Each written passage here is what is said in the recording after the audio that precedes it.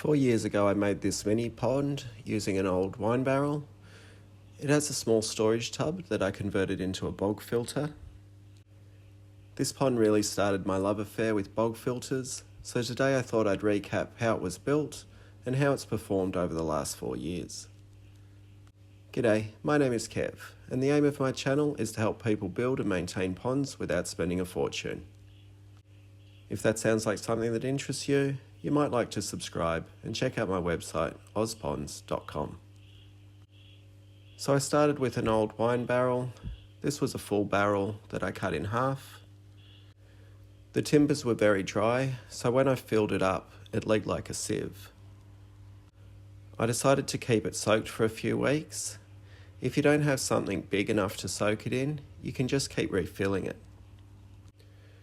For the bog filter, I used a plastic food-safe storage container. This one was 30 litres. This is a bit oversized for the barrel, but it just fit good. I used some timber from an old pallet to create a frame for the filter. To create a hole in the base of the container, I used a bulkhead fitting. This will allow water to flow back into the pond. I drilled a hole slightly bigger than the pipe, but not bigger than the rubber washers. I cut the unneeded threaded bit of the bulkhead.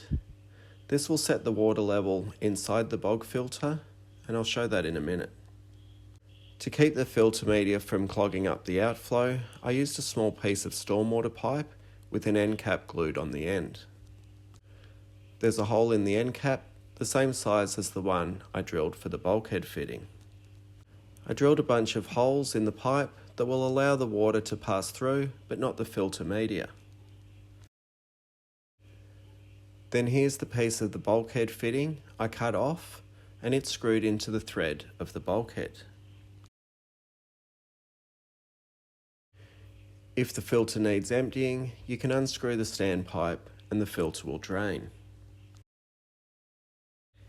Here's a bit of a diagram on how it looks with the configuration of the bulkhead, standpipe and gravel guard.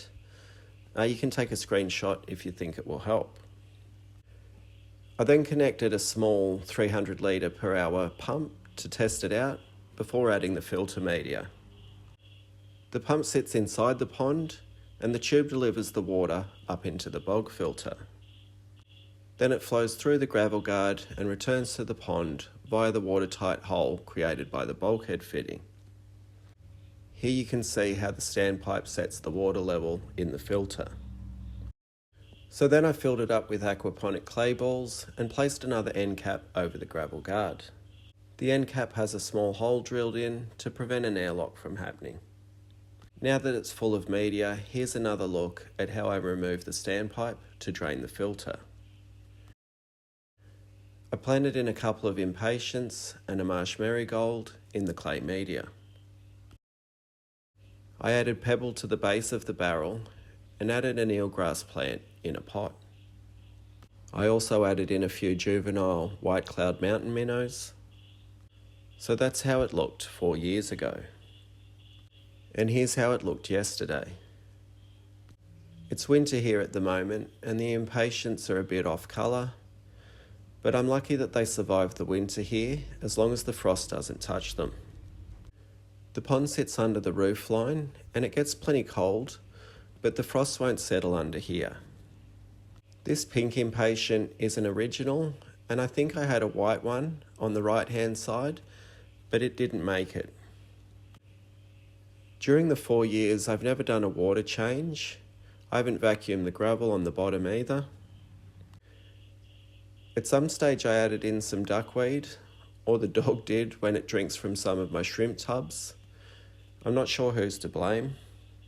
But either way, I quite like it. Every now and then I just scoop out some if it gets too thick.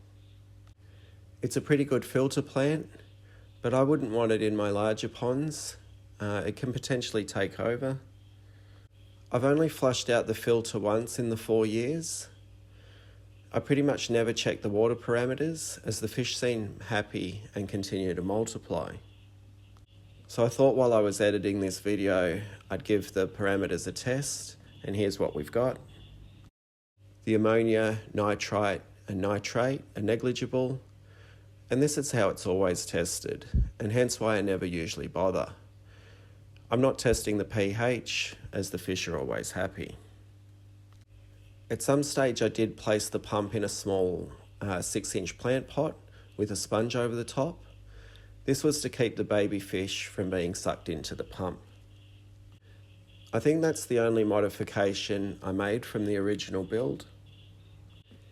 In my larger ponds I tend not to feed the fish, but there's quite a lot of fish in here and I feed them every few days. I have experimented with the inflow hose coming into the base of the bog and also just dribbling over the surface. I haven't noticed any difference either way, and I think it's fine on a small filter like this to have the inflow just move over the surface.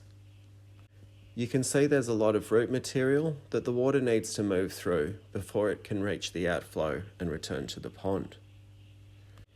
If you get roots penetrating the gravel guard, you can just give it a few twists back and forth and it should break those roots right off.